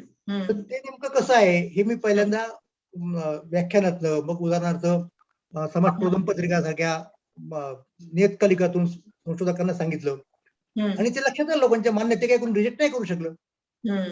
किंवा गोपू देशपांडेने जेव्हा नाटक लिहिलं त्यांचं सत्यशोधक, त्याची सुरुवातच ते तुकोबांच्या अभंगातनं करतात. म्हणजे फुलेंनी जे अखंड लिहिले ते पूर्णपणे तुकोबांच्या प्रभावातनं लिहिलेले आहेत. आणि फुल्या समोरचा जो ऑडियन्स होता मुख्यत्वे करून तो बराचसा वारकरी संप्रदायातला होता. अनेक पारंपरिक वारकरी घराणी सत्यशोधक समाजामध्ये आली फुल्यांच्या त्या ह्याच्यामुळं. मी पहिल्यांदा दाखवलं. त्यामुळे फुल्यांच्या अभ्यासाची दिशाच बदलते ना, मग असं असेल तर. मग त्या वैचारिक काय म्हणतात त्याला, फुल्यांच्या वैचारिक चरित्रामध्ये मी संपूर्ण अशा प्रकारे मांडणी केली आहे. प्रत्येक ग्रंथासंबंधी तो ग्रंथ कुठल्या परिस्थितीत कोणाला उद्देश होऊन निर्माण झाला, त्याच्यात काय नेमकं होतं, मग निर्माण झाल्यानंतर त्याचे काय परिणाम पडसाद समाजामध्ये उत्पन्न झाले, हे सगळं त्याच्यामध्ये आहे. आणि आता तुम्हाला सांगायला हरकत नाही, विषय निघाला की महाराष्ट्र सरकार आता फुल्यांच्यावरती एक चित्रपट काढतंय, इंग्रजी, मराठी, हिंदी या तिन्ही भाषांमध्ये. आणि त्या चित्रपटासाठी जी एक सल्लागार समिती नेमलेली आहे सरकारनं, त्याच्यामध्ये तुमचे मित्र प्राध्यापक हरिंदरके आहेत, मी आहे, दत्ता भगत आहेत, पंढरीनाथ सावंत आहेत. तर असं आम्ही करतोय का. सर, ज्योतिबांचं सामाजिक योगदान तर खूप प्रचंड मोठं आहे, पण मला असं वाचल्याचं आठवतंय की ज्योतिबांनी अगदी शेअर मार्केट बद्दलही लिहिलेलं आहे, तर हे थोडंसं आम्हाला सांगाल का. नाही, शेअर मार्केट मध्ये काय झालं तर तुम्हाला कारण सांगतो. 1960च्या मागे पुढे तिकडे अमेरिकेमध्ये एक त्यांचं गृहयुद्ध सुरू झालं. आणि त्या गृहयुद्धाच्या मुळे हिरवी काय व्हायचं की अमेरिकेतला कापूस जायचा इंग्लंडमध्ये आणि तिथं त्याच्यातून कापड विणलं जायचं. मोठं होतं मार्केट ते. तर त्याच्यामुळे प्रकार असा घडला की ते बंद झाले, ती जी निर्यात होती अमेरिकेत. मग त्यांनी कापूस कुठून आणायचा, तर मग भारत त्यांच्या ताब्यात होता आणि भारतात सुद्धा कापूस पिकवला जायचा, महाराष्ट्रातही पिकवला जायचा, विशेषतः विदर्भामध्ये. त्यामुळे अचानक मागणी वाढली भारतामधल्या, महाराष्ट्रामधल्या कापसाला. आणि मग ते शेअर सगळे उधारले ना कॉटन इंडस्ट्रीमधले. आणि बऱ्याच लोकांनी त्याच्यामध्ये गुंतवणूक केली, मोठमोठे लोक होते. ते कदाचित म्हणजे दादोबा पांडुरंगाच्या सारखे सुद्धा असतील, असे मोठमोठे लोक होते. ज्यांना सरकार दरबारात त्यांची उठबस आहे, ज्यांना आपण विचारवंत मानतो वगैरे. तर काय झालं, ते युद्ध संपलं, तडजोडी झाल्या आणि पूर्ववत सुरू झाला व्यापार. संबंध प्रस्थापित झाले ब्रिटन आणि अमेरिकेमध्ये. त्यामुळे यांच्या कापसाचा भाव पण घडला. म्हणून त्या शेअर मार्केट मधले जे एक अनिश्चितता असते, एक प्रकारचा जुगार असतो, त्याच्यावरती फुल्यांनी बोट ठेवलेले आहे. असं आहे ते. सर, मी तुमच्या पुढच्या पुस्तकाकडे येते. लोकमान्य ते महात्मा या प्रकल्पाला सुरुवात झाली आणि बहुशाखीय आणि अनेक जणांनी एकत्र येऊन पूर्ण करायचा असा हा प्रकल्प तुम्ही एकट्यानेच पूर्ण केलात. राष्ट्रीय स्वातंत्र्य चळवळीचं नेतृत्वांतरण टिळकांकडून गांधीजींच्याकडे होत असताना हा जो बदल होता, त्या बदलाला महाराष्ट्र कसा सामोरा गेला याचा एक पटच तुम्ही या लेखमालेमधून, सकाळमध्ये ही लेखमाला आली होती तर, आणि हीच लेखमाला पुढे लोकमान्य ते महात्मा या नावाने 2 खंडामध्ये ग्रंथरूपात प्रकाशित झालेली आहे. तर याच्याबद्दल आम्हाला थोडंसं ऐकवा. हा, तो अशा प्रकारे अनेक लोकांनी करण्याचा प्रकल्प एकट्याने केला, अनेक विद्याशाखेतल्या लोकांनी एकत्रित करण्याचा. हे यदी फडकेंनी म्हटलेलं आहे. किंवा त्याच्याबद्दल मला निश्चितपणे फडके सरांचे मी आभारही मानेन केव्हाही. आणि मी फडक्यांच्या वर एकत्रित काम केलेलं आहे. किंबहुना फडक्यांना जो इतिहास लिहायचा होता महाराष्ट्राचा, त्यांनी लिहिला. त्यांच्या डोळ्यापुढे अशीच एक टीम होती की वेगवेगळ्या शाखांमध्ये लोक एकत्रित येतील, त्यांनी तो. पण ते आता सगळ्या लोकांना एकत्र जमवून ते करणं हे अवघड असतं. प्रत्येकाची वेगवेगळी कामं असतात, वेळेचा प्रश्न असतो. मग ते काही पुढे आकाराला येईना. म्हणजे फडक्यांच्या त्या टीम मध्ये मी होतो, सांगायचा मला मुद्दा एवढा होता. मग फडक्यांनी एक हाती केलं सगळं ते आधुनिक महाराष्ट्राचा इतिहास. तेव्हा फडक्यांचंच मॉडेल माझ्या पुढे आहे ना. बरोबर. या अर्थाने फडके आमचं प्रेरणास्थान होतं. मग मी ते केलं आणि ते फडक्यांच्या लक्षात आलं. शेवटी मी नेमकं काय करतो हे आणखीन चांगलं कोणाला समजणार, की जे फडक्यांनी केलं त्या संदर्भात ते मी इकडे केलं त्या बाबतीमध्ये. म्हणून ते म्हणाले की अनेकांनी एकत्र येऊन करण्याचा सगळा उपद्रव ज्याला म्हणतो आपण तो केला तो बरोबर आहे. आणि तो कसा केला मी तुम्हाला सांगतो की आता तुकाराम दर्शन हा अगोदरचा माझा प्रकल्प होता. त्याच्यात मी काय सांगितलं की महाराष्ट्राच्या इतिहासाचा, सांस्कृतिक इतिहासाचा, विशेष करून इतिहासाचं तुकाराम केंद्रित पुनर्लेखन, म्हणजे तुकोबा केंद्रस्थानी होते. आता मी असा विचार केला की आधुनिक महाराष्ट्रावरती सुद्धा तुकोबांचं हे आहे, निश्चितपणे प्रभाव आहे. पण आता आधुनिक महाराष्ट्राचा जर इतिहास यायचा झाला तर कोण तुम्हाला दिसतात लोक तसे, जसे पूर्वी तुकोबा होते. माझ्या लक्षात असं आलं की एक नाहीये कुणी असा तुकोबांच्या सारखा, एक नाही. मग कोण आहेत, किती आहेत? तर 2 आहेत. म्हणजे आधुनिक महाराष्ट्राच्या इतिहासाचे केंद्र 2. आणि होय, त्याला मी सांस्कृतिक इतिहास सुद्धा म्हणेन व्यापक अर्थाने. का? कारण संस्कृती ही संज्ञाच मुळात खूप व्यापक आहे. मी तुम्हाला सांगितलं, जीवनाच्या सर्व अंगोपांगांना सुद्धा व्यापून असणारी ती संकल्पना आहे. बरोबर. मग माझ्या असं लक्षात आलं की तुकोबांच्या संदर्भात महाराष्ट्राचा सांस्कृतिक इतिहास एक वर्तुळ आहे. वर्तुळाला एक केंद्र असतं. आणि आधुनिक महाराष्ट्राचा इतिहास हा एक लंब वर्तुळ आहे.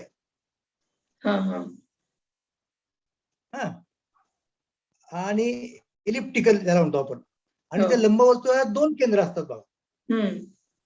मग या लंबवर्तुळाची केंद्र, एक केंद्र लोकमान्य टिळक आहेत, दुसरं केंद्र महात्मा गांधी आहेत.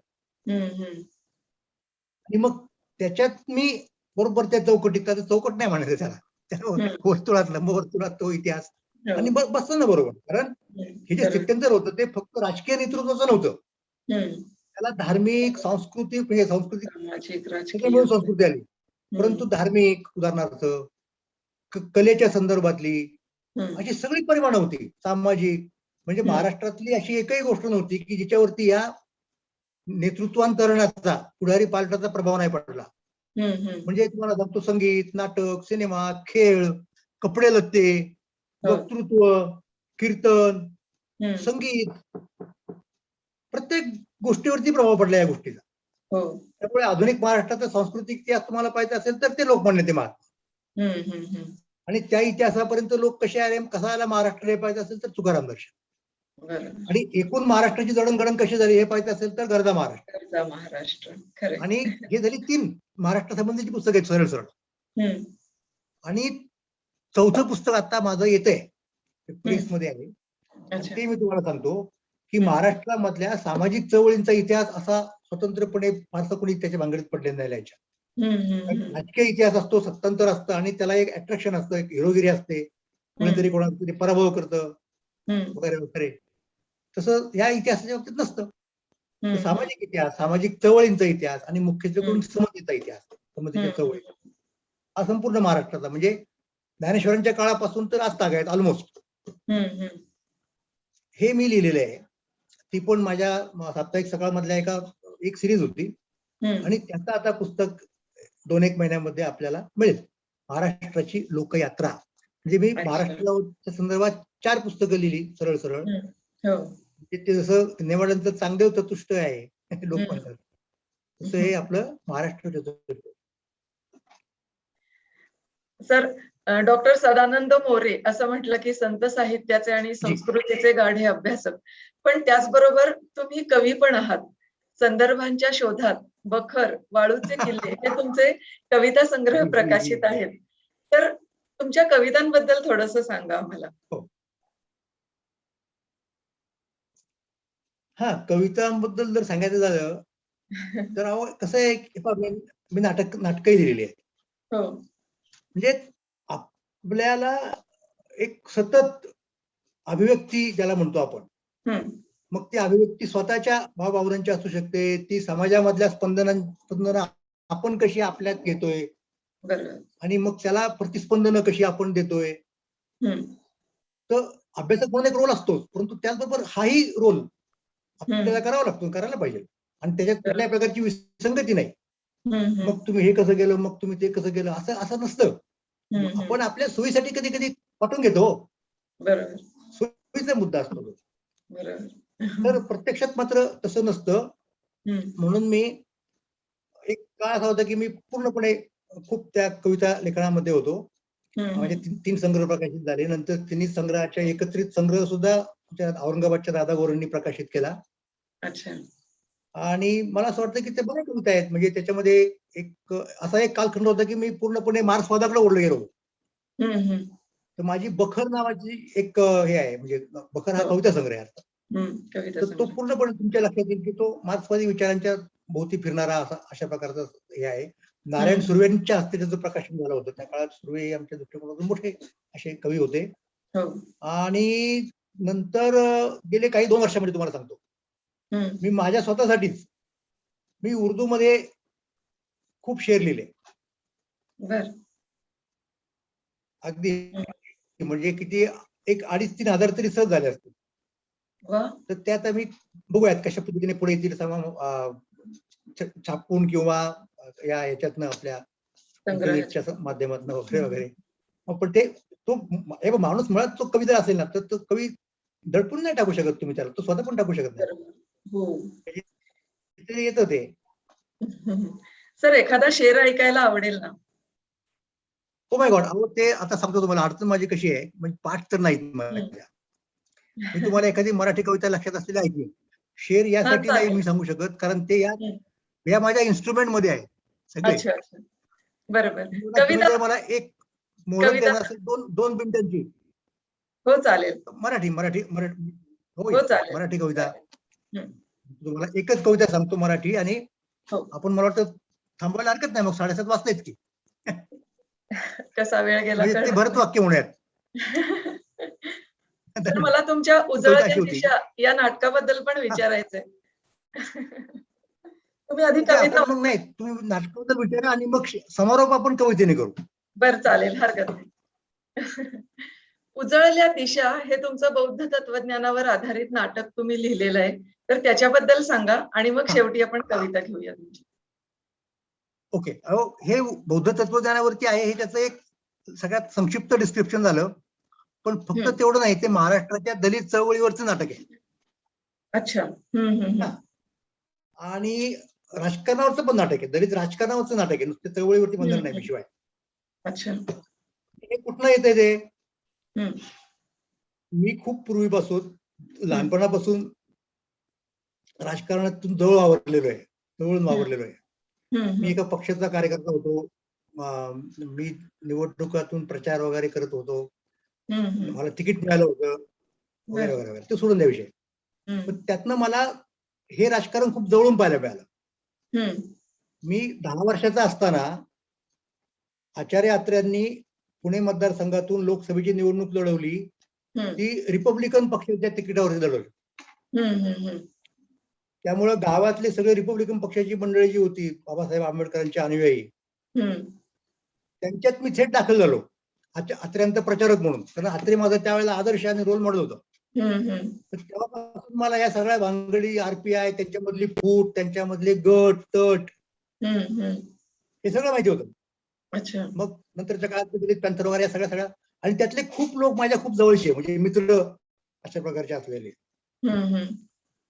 तर यातनं मी ते पाहत होतो सगळं आणि मला असं वाटलं की हे पुढे आलं पाहिजे लोकांच्या. आणि ते कसं आलं पाहिजे की ते ग्रंथ तसे कोणी वाचित नाहीत लोक, ते सामान्य माणसापर्यंत पोहोचलं पाहिजे. मग त्यासाठी नाटक हे माध्यम चांगलं आहे. म्हणून मी ते उजळल्या दिशा हे नाटक लिहिलं. त्या नाटकामध्ये बुद्धाला आणि बाबासाहेबांना अभिप्रेत असलेलं राजकारण कसं असू शकतं आणि आता जे चाललेले राजकारण दलितांचं ते तसं आहे का याची चिकित्सा केली. आणि तुम्हाला सांगायला हरकत नाही की त्याला खूप चांगला प्रतिसाद मिळाला, पुरस्कार मिळाले आणि अनेक दलित संघटनांनी ते नाटक स्वतः घेतलं करायला, म्हणजे निमंत्रित केलं. अतुल पेठे हे त्याचे निर्माते दिग्दर्शक होते आणि खूप चांगला प्रकारचा ते अनुभव होता. त्याच्यानंतर मी आणखीन एक शिवचरित्र असं एक नाटक लिहिलं, तेही तुम्हाला मी एका मिनिटात सांगतो. ते असं झालं की त्या संपूर्ण रिपब्लिकन पक्ष त्या उजळल्या देशामध्ये जी पात्र होती त्या पात्रात कुणी मराठा नव्हतं.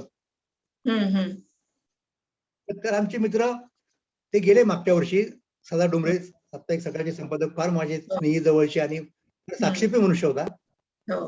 तर त्यांनी विचारलं की अरे हे काय मराठा कसं काय नाही याच्यामध्ये, मराठ्याशिवाय कसं पॉलिटिक्स होऊ शकतं मग महाराष्ट्रामध्ये, कारण ते तर मुख्य पॉलिटिक्स खेळणारे करणारे लोक आहेत. मी त्यांना म्हटलं की अहो या नाटकाच्या मर्यादेत मराठा राजकारण बसणार नाही, त्यासाठी स्वतंत्र नाटक लिहायला पाहिजे. आणि मग ते लक्षात आलं माझ्या की मग ते कसं लिहिता येईल. मग तिथे छत्रपती शिवाजी महाराजांचं काय करायचं आपण, हा प्रश्न मराठ्यांना पडलेला आहे. शिवचरित्राचं काय करायचं, मग त्यात ते सगळं मधलं जेम्स लेन प्रकरण वगैरे वगैरे या गोष्टी येतात ना. तर मी तो विषय करून शिवचरित्र हे नावच माझ्या नाटकाचं आहे की शिवचरित्र लिहिणारा एक ब्राह्मण इतिहासकार,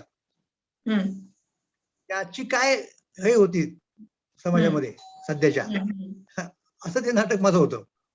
तर त्या नाटकाचे प्रयोग झाले काही, पण मग मला माहित नाही, म्हणजे लोकांच्या कदाचित लक्षात आलं की हे नाटक जरा रिस्की आहे, त्याच्यातून काही ऍक्शन रिॲक्शन नको व्हायला, जाऊ द्या, म्हणून कदाचित ते झालं नसेल पुढे. पण ते माझ्या दृष्टिकोनातून खरंच चांगलं नाटक आहे. पूर्ण ब्राह्मणेतर चळवळ त्याच्यामध्ये आलेली आहे. म्हणजे मी दलित चळवळीवरचे स्वतंत्र नाटक लिहिलं, मी ब्राह्मणेतर चळवळीचे स्वतंत्र नाटक लिहिलं आणि आता माझ्या डोक्यात स्त्रीवादी चळवळीवरती एक नाटक लिहायचं आहे स्वतंत्र, माहित नाही काय.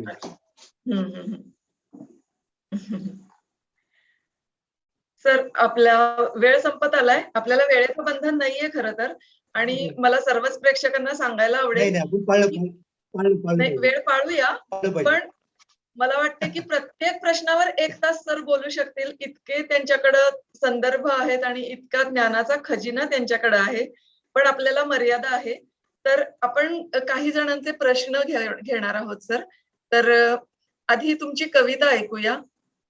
Okay okay.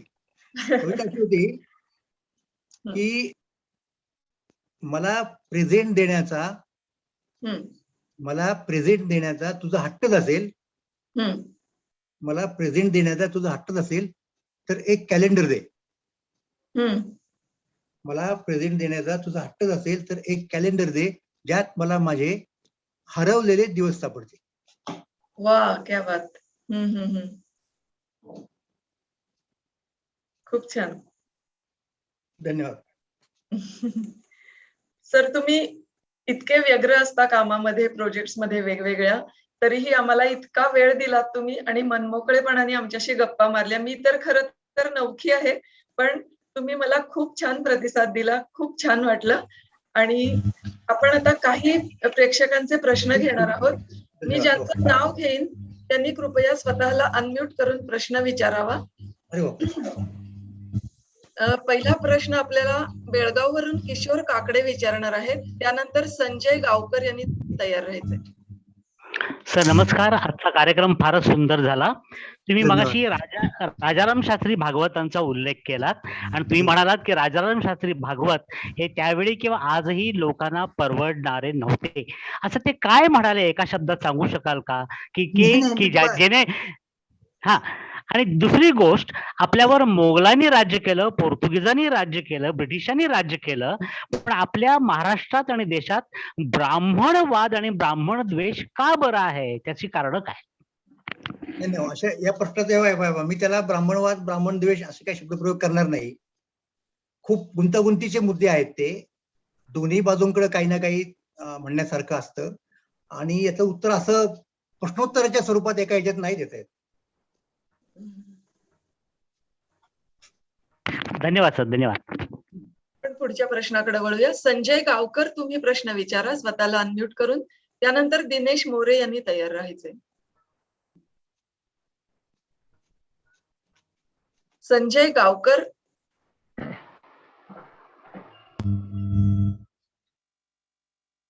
मला वाटतं त्यांचा संपर्क होत नाही. दिनेशजी, तुम्ही प्रश्न विचारा. सर नमस्कार. अतिशय सुंदर अशी मुलाखत. म्हणजे मॅडम जसं म्हणाल्या की वेळ खरंच समजला नाही की कधी गेला 1 तास, आणि खूप छान माहिती मिळाली. अजून आम्हाला जाणून घ्यायला नक्कीच आवडेल. तर माझा प्रश्न थोडक्यात थोडासा वेगळ्या पद्धतीचा आहे. म्हणजे मोऱ्यांचा इतिहास जो आहे, म्हणजे मी स्वतः मोरे असल्यामुळे मी हा प्रश्न विचारतो की थोडासा वेगळ्या पद्धतीने तो मांडला जातो किंवा पळपुटे म्हणून म्हटला जातो किंवा खूप साऱ्या गोष्टी असं म्हटल्या जातात. तर पण मग त्याच्या संदर्भातलं काही वाचायला मिळेल का? तुमच्या अनुषंगाने काय त्याला तुम्ही सांगू शकता? पळपुटे वगैरेचा काही प्रश्न नाहीये, काहीतरी.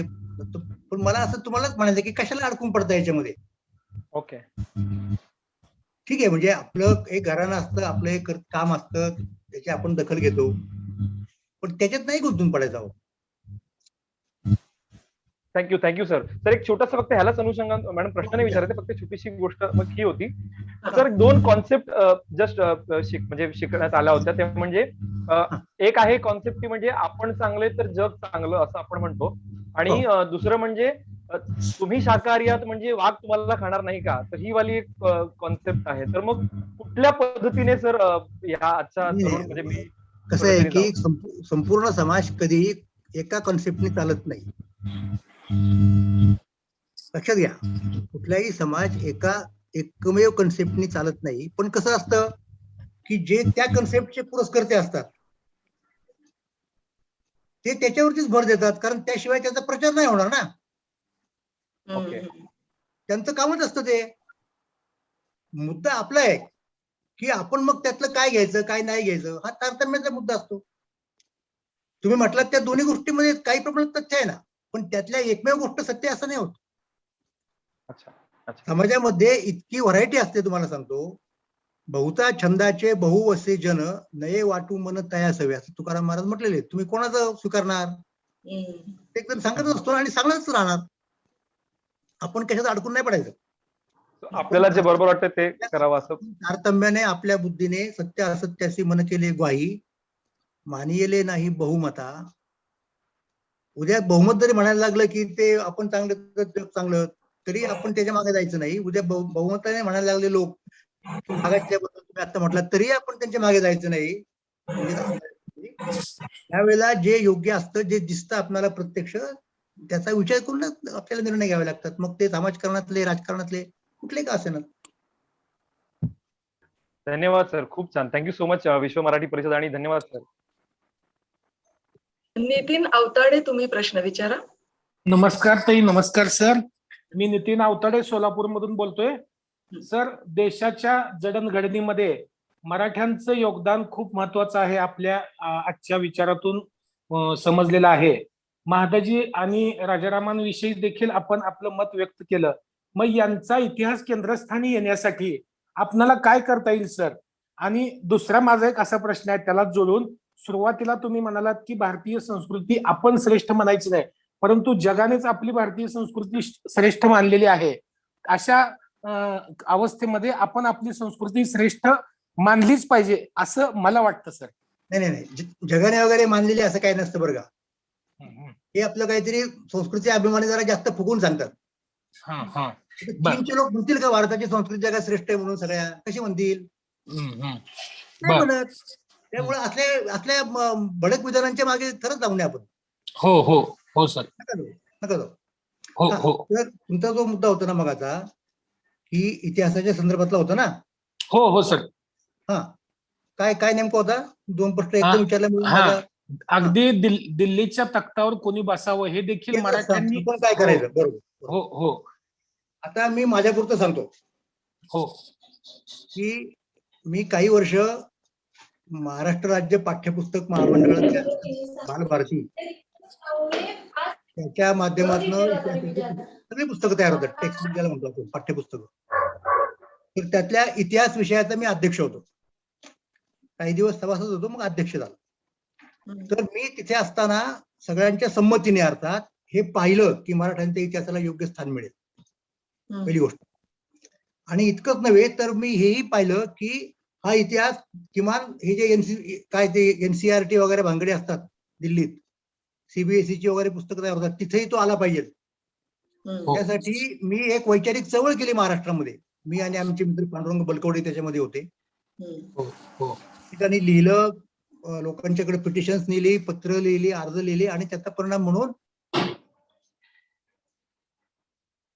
सर तुम्ही म्यूट झालाय. सगळं तर तो मी त्याच्यामध्ये. आणि आज सुद्धा तुम्हाला दिसेल की ही पुस्तकं जर तुम्ही पाहिली की नाही 3री पासून ते 12वी पर्यंत, तर त्याच्यात मराठ्यांच्या इतिहासाला योग्य ते स्थान दिलेलं आहे. पण तुम्हाला हेही सांगतो मी की हे करत असताना मला काही विद्वान लोक आम्हाला म्हणत झाले की त्याच्यातून मोगलांचा इतिहास काढला, अमुक तमुक आणि सरकारचं काय करायचं या लोकांना, हेही जाणून घ्या की असं काही करायचं झालं तर आपल्याला विरोध होतो, आपल्यावरती काही पण हेतुआरोप होतात की जसं आपल्या डोक्यात ते कधीच नसतं. असं आहे ते.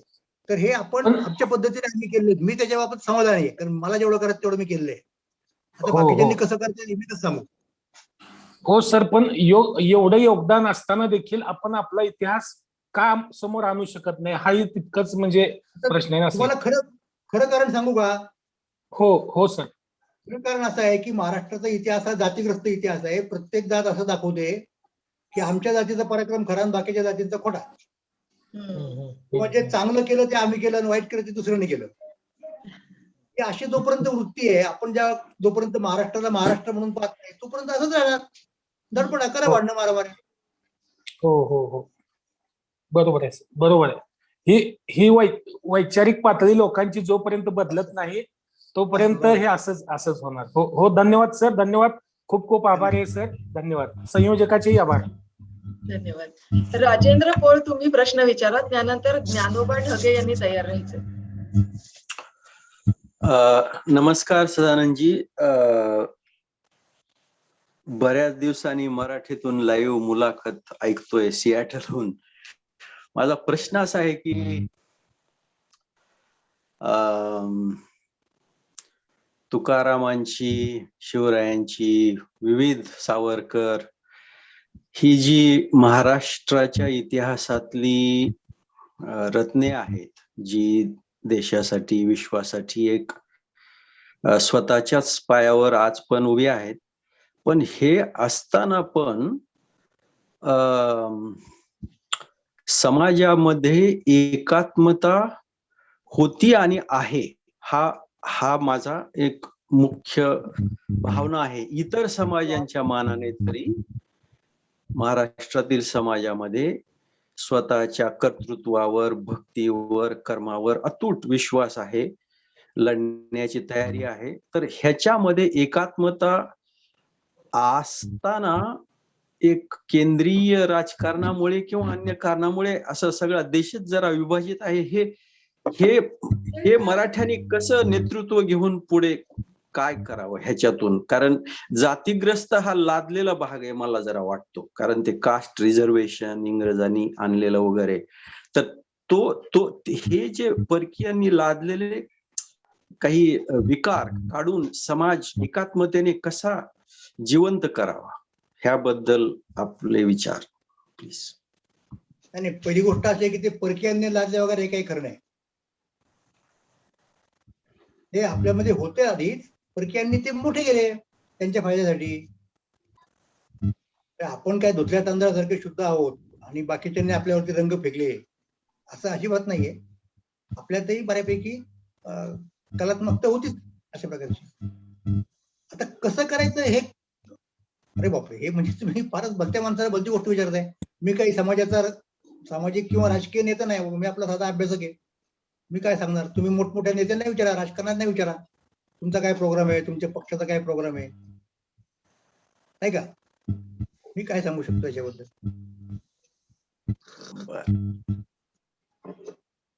शेवटचे 2 प्रश्न घेऊया सर आपण. ज्ञानोबा ढगे तुम्ही प्रश्न विचारा, त्यानंतर प्रमोद.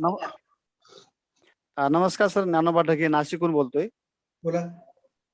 सर 18व्या शतकामध्ये भारताच्या राजकारणाच्या केंद्रस्थानी महाराष्ट्रीयन लोक होते आणि आपला गरजा महाराष्ट्र माझा हे सुवर्ण महोत्सवी महाराष्ट्रात लिहिलेलं पुस्तक म्हणजे आम्हा नवतरुणांनी पारायण करायसारखं पुस्तक आहे. आणि याच्यामध्ये सर जदुनाथ सरकारांनी आपल्याविषयी लिहिलेलं तुम्ही अरे फार क्या बात आहे. प्रकर्षानं मांडलं आणि हो, खरं हो. तर त्याचं आम्ही आत्मपरीक्षण करायला पाहिजे.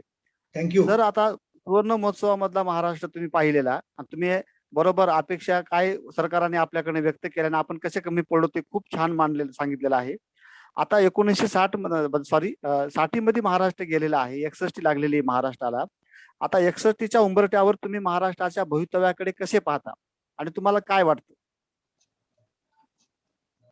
महाराष्ट्राचं भवितव्य ही काही अशी वेगळी गोष्ट नाहीये. आपणच आहोत महाराष्ट्राचं भवितव्य, नाही का? Yes sir. महाराष्ट्राचं भवितव्य म्हणजे आज तुम्ही आम्ही जे कोणी महाराष्ट्रामध्ये जिवंत लोक आहोत, काही कृती करू शकणारे, काही विचार करू शकणारे, त्यांनी ठरवायचंय ते.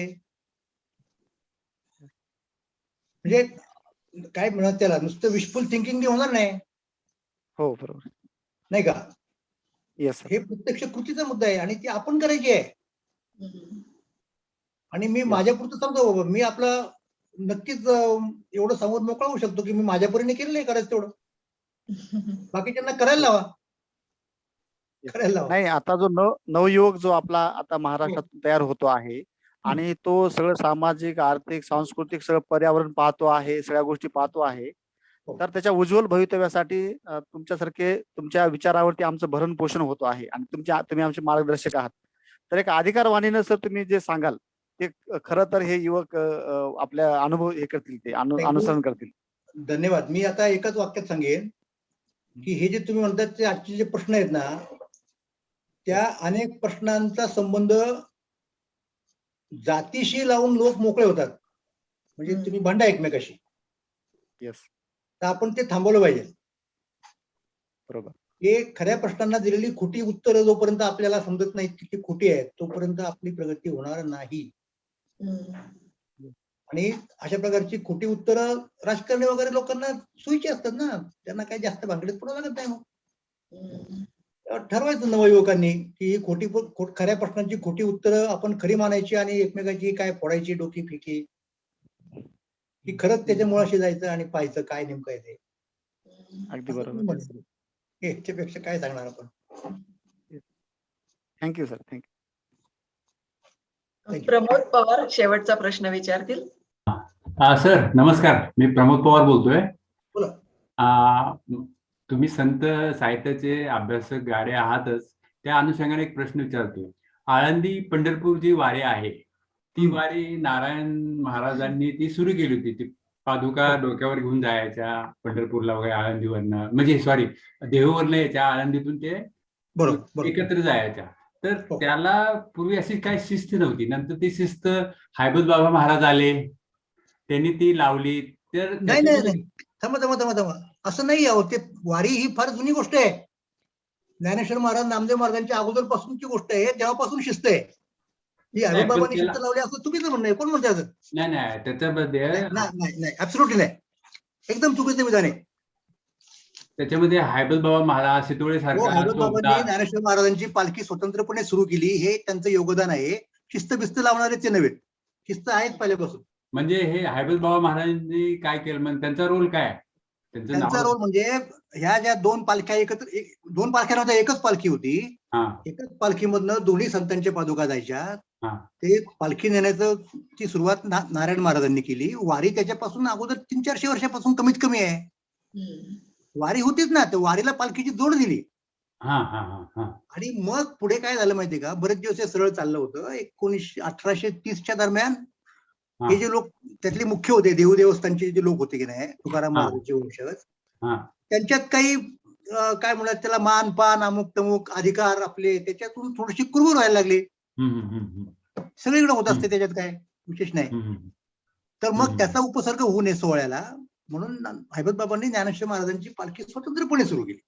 शिस्त आणि तीच होती पहिल्यापासूनची असलेली, ती नवीन त्याच्यात काही अच्छा. आणि जे आळंदीला जी पायरी आहे मेन एंट्रन्सला, त्या पायरीमध्ये समाधी आहे का त्यांची हैबत बाबा महाराजांची? असं म्हटलं जातं. जसं पंढरपूरला नामदेव पायरी म्हणतात, हा हा म्हणजे असेल. अच्छा ठीक आहे. थँक्यू.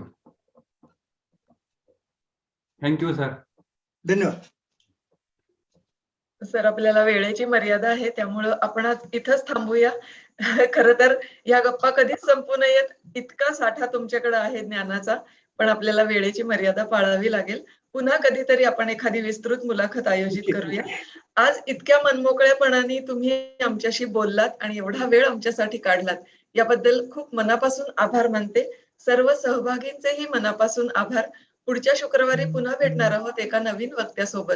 तोपर्यंत काळजी घ्या, सुरक्षित राहा. धन्यवाद. धन्यवाद. धन्यवाद.